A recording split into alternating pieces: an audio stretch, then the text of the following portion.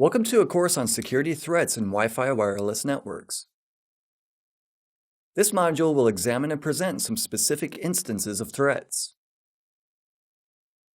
A typical wireless network threat is related to the risk of establishing unauthorized connection to a shared medium. As an administrator of a wireless network, you can't control access to the network. Any person who is within the reception range of an access point may be an active user in a given network. As we've said, this is simply a matter of antenna size. Since anyone can connect to a network without authorization, it follows that anyone can eavesdrop on data transmitted in the network.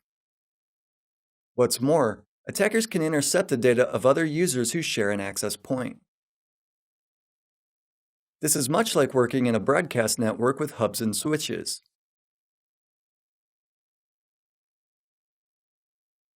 Another typical threat is impersonating a trusted user. Computers are authenticated in Wi-Fi networks against their MAC addresses. A MAC address is not encrypted. It is transmitted in clear text using radio waves. To add to that, all network cards support changing their MAC addresses. The risk of deploying a denial-of-service attack that will block an access point hasn't been a problem for wired networks, or at least not to this degree.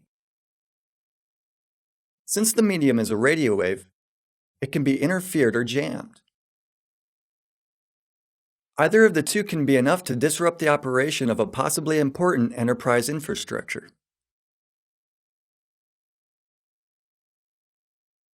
With wireless networks, you can run your own access point and spoof a trusted AP that was earlier used by clients.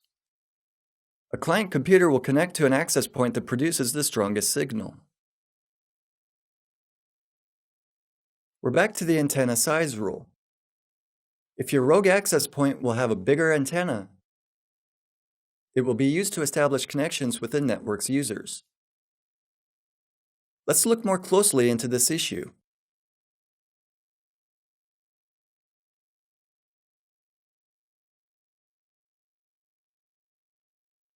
You should be aware of the possible threats that await you if you use an unknown Wi-Fi network, especially if they're public.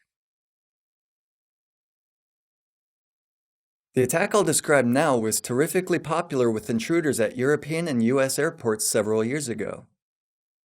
From a technology standpoint, this attack is not a feat of creativity. It made use of a combination of simple technological solutions and basic social engineering tricks. A would-be attacker launches a fake access point in a crowded place, for example, in an airport terminal.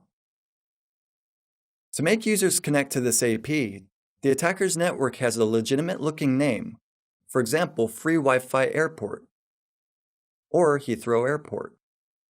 Any innocent name will do. It could be the name of an internet service provider that is popular in a given area. The attacker aimed to scoop as many connections as possible. To achieve this, the rogue access points did not perform user authentication. They didn't encrypt transmitted data either. The networks were open. When you connect to an access point in an airport, a coffee bar, or a restaurant, you do it to gain internet access. That's why fake access points offered internet access. Any computer that connected to an attacker's access point sent data through the attacker's device. Even if an access point connection doesn't allow for changing some client-side network configurations, many configurations are performed automatically through an active DHCP. Let's move away from the risks connected with the possibility that it's an attacker who set a DNS server used by clients and take a look at a simpler matter. Users fully expect that once an access point connection is established and a website is opening, a page will be displayed from the Wi-Fi provider with a thank you message and a request to submit credit card details.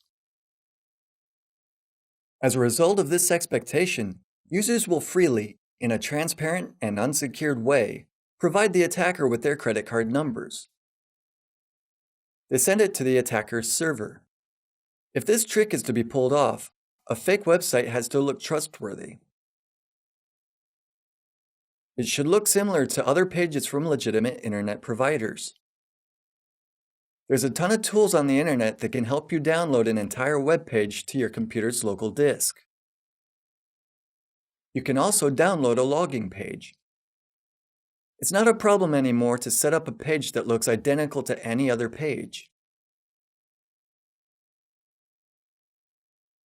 I'd highly recommend to be cautious with using free public Wi-Fi networks, especially if a logging window appears with a request to submit any sensitive data, especially credit card details. This idea for attacks was subsequently developed and improved on.